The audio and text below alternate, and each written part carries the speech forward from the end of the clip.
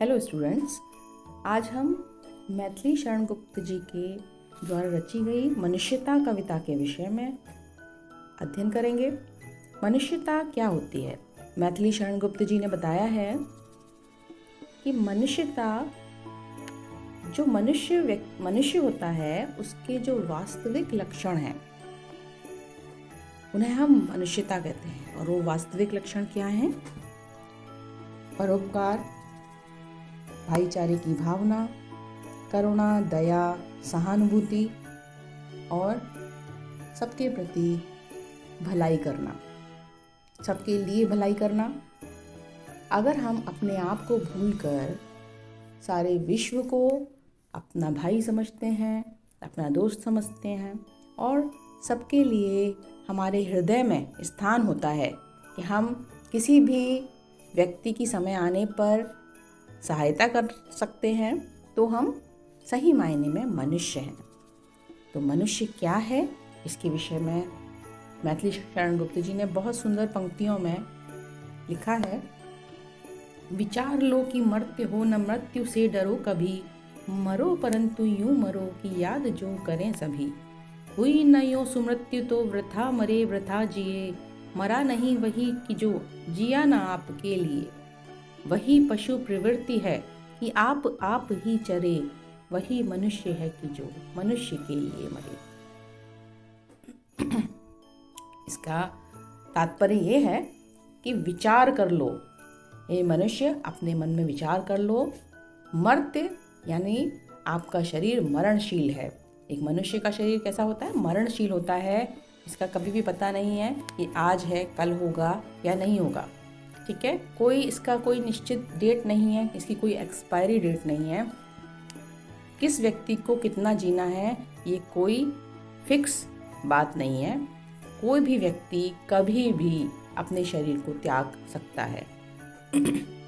तो जब ये मरणशील शरीर है तो इसके लिए हम इतनी चिंता क्यों करते हैं? विचार लो कि मरते हो ना मृत्यु से डरो कभी। विचार कर लो हे मनुष्य कि अगर आपका शरीर मरणशील है तो मृत्यु से हमें कभी भी नहीं डरना है। मृत्यु से कभी भी मत डरो, मरो परंतु यूं मरो कि याद जो करें सभी। मनुष्य को सोचना चाहिए कि वो अगर मरे तो ऐसी मृत्यु हो, मरो तो ऐसी मृत्यु हो कि मृत्यु के बाद भी दुनिया आपको याद करे। आप कुछ ऐसा काम करके जाएं, दूसरों के लिए भलाई करके जाएं, दूसरों में अपना भाईचारे की भावना का विकास करके जाएं, परोपकार करें, लोगों के प्रति सहानुभूति रखें, उनकी मदद करें। तो जब भी आपकी मृत्यु आएगी तो वो सुमृत्यु कहलाएगी और मरने के बाद भी दुनिया आपको याद करेगी। हुई न यूं सुमृत्यु तो वृथा मरे वृथा जिए। अगर ऐसी सुमृत्यु, ऐसी अच्छी मृत्यु नहीं हुई तो आपका जीना तो व्यर्थ है ही, मरना भी व्यर्थ है। मरने के बाद भी आपको कोई याद नहीं करेगा। मरा नहीं वही कि जो जिया ना आपके लिए, वही पशु प्रवृत्ति है कि आप ही चरे, वही मनुष्य है कि जो मनुष्य के लिए मरे। मरा नहीं वही कि जो आप जिया ना आपके लिए। अपने लिए तो सभी जीते हैं, अपने लिए तो पशु भी जीता है। और जो व्यक्ति दूसरों के लिए, दूसरों की भलाई में अपना जीवन निकालता है, दूसरों के ऊपर उपकार करता है, वही मनुष्य सही मायने में जीता है। और ये तो पशु प्रवृत्ति है कि आप ही चरें। ये तो पशु प्रवृत्ति आप देखते हैं कि एक गाय घास चर रही होती है और अगर वहाँ दूसरी आ जाती है तो उसे वो सींग मार मार के भगाने की कोशिश करती है कि कहीं ये मेरी घास न चर ले। तो ये पशु प्रवृत्ति है कि अपनी चीज़ को हम बचा के रखना चाहते हैं, दूसरों के को हम बांटना ही नहीं चाहते। तो ये एक पशु प्रवृत्ति है, ये मनुष्यता नहीं है। ये मनुष्यता का लक्षण बिल्कुल नहीं है, जो कि आजकल बिल्कुल लुप्त दिखाई दे रहा है। वही मनुष्य है कि जो मनुष्य के लिए मरे, और वही सच्चा मनुष्य है जिसमें ये लक्षण विद्यमान हो, परोपकार की भावना हो और दूसरों के लिए वो अपना सर्वस्व त्याग करने के लिए इच्छुक रहे। उसी उदार की कथा सरस्वती बखानती, उसी उदार से धरा कृतार्थ भाव मानती, उसी उदार की सदा सजीव कीर्ति पूजती, तथा उसी उदार को समस्त सृष्टि पूजती। अखंड आत्म भाव जो असीम विश्व में भरे, वही मनुष्य है कि जो मनुष्य के लिए मरे। उदार व्यक्ति, उदार मतलब दिलवान, हृदयवान, दिलदार व्यक्ति, तो जिसका दिल बड़ा हो, जिसका हृदय बड़ा हो, उसकी कथा तो सरस्वती भी बखान करती है। यानी हर पुस्तक में, हर किताब में, इतिहास के पन्नों में आप उस उदार व्यक्ति की, उस महान व्यक्ति की कथा पढ़ते हैं। उसी उदार से धरा कृतार्थ भाव मानती, और उसी हृदयवान व्यक्ति से ये सारी जो धरा है, सारी पृथ्वी है, वो उस उदार व्यक्ति का उपकार दिल से मानती है। जैसे कि उदार व्यक्ति हुए हैं, इनमें आप उदाहरण के तौर पर समझ सकते हैं कि भगत सिंह, सुभाष चंद्र बोस, ये इतने दयावान और उदार व्यक्ति थे कि इन्होंने अपने जीवन की भी परवाह नहीं की और भारतवर्ष की स्वतंत्रता के लिए अपने प्राण न्यौछावर कर दिए। इतनी छोटी सी उम्र में ही इन्होंने अपने शरीर का बलिदान कर दिया किसी अच्छे काम के लिए। तो सरस्वती यानी किताबों में भी आज भी हम उनकी कथाएं पढ़ते हैं और अपने बच्चों को सीख देते हैं कि हमें ऐसे ही हृदयवान व्यक्ति बनना चाहिए। उसी उदार की सदा सजीव कीर्ति पूजती तथा उसी उदार को समस्त सृष्टि पूजती। और ऐसे उदार व्यक्ति की कीर्ति, यश है, वो सारे संसार में सजीव हो जाता है। मरने के बाद भी आज वो हमारे बीच सजीव हैं। तथा उसी उदार को समस्त सृष्टि पूजती, उसी समस्त संसार उस उदार व्यक्ति को पूजन करता है, उस उदार व्यक्ति का पूजन करके उसको नमन करता है। अखंड आत्मभाव जो असीम विश्व में भरे, वही मनुष्य है कि जो मनुष्य के लिए मरे। और जो अखंड, बिना कभी खत्म ना होने वाला ऐसा अपनापन का भाव सारे संसार में भर देता है, वही सच्चा मनुष्य है जो कि अपने को न्यौछावर करके किसी दूसरे के लिए, किसी जरूरतमंद के लिए कुछ अच्छा कर जाता है। क्षुधार्त रंति देव ने दिया करस्त थाल भी, तथा दधीचि ने दिया परार्थ अस्ति जाल भी। उसी नर क्षितिज ने स्वमास दान भी किया, सहर्ष वीर कर्ण ने शरीर चर्म भी दिया। अनित्य देह के लिए अनादि जीव क्या डरे, अनित्य देह के लिए अनादि जीव क्या डरे, वही मनुष्य है कि जो मनुष्य के लिए मरे। क्षुधार्त रंति देव कौन थे? ये एक राजा थे, जो कि रंति देव बहुत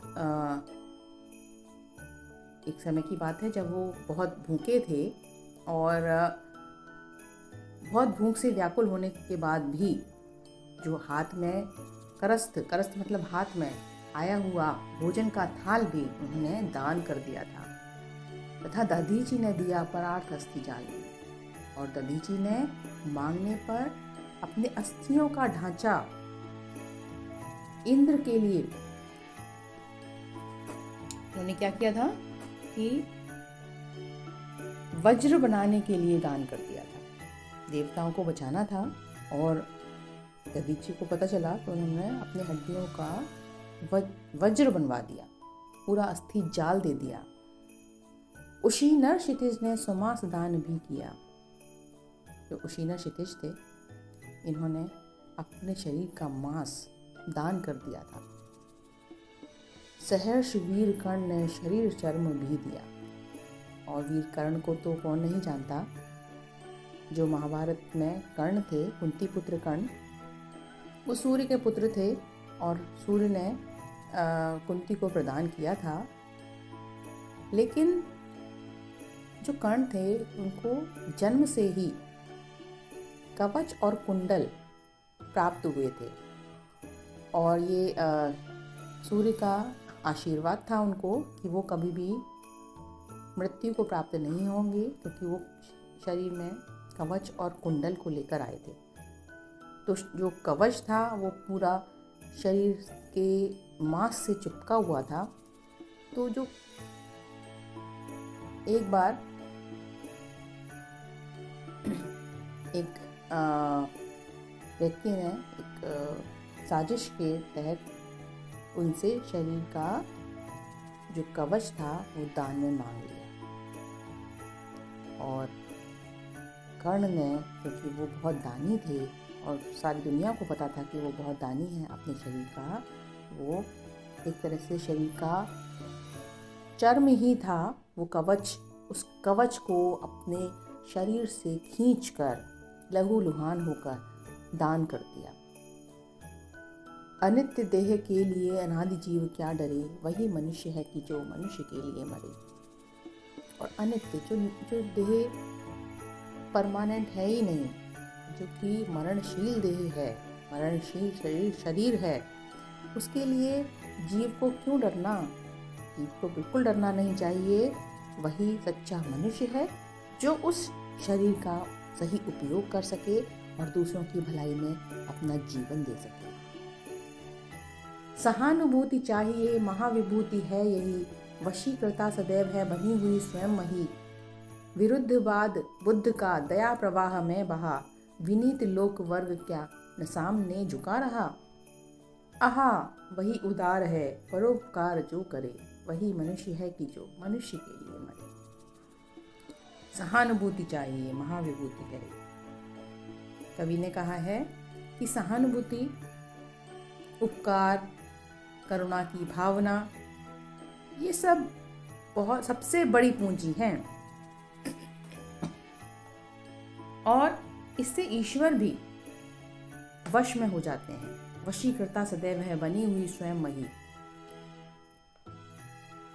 ईश्वर को भी इन मनुष्यता के लक्षणों के माध्यम से वश में किया जा सकता है। विरुद्धवाद बुद्ध का दया प्रवाह में बहा, विनीत लोक वर्ग क्या ना सामने झुका रहा। बुद्ध, महात्मा बुद्ध को भी सभी लोग जानते हैं।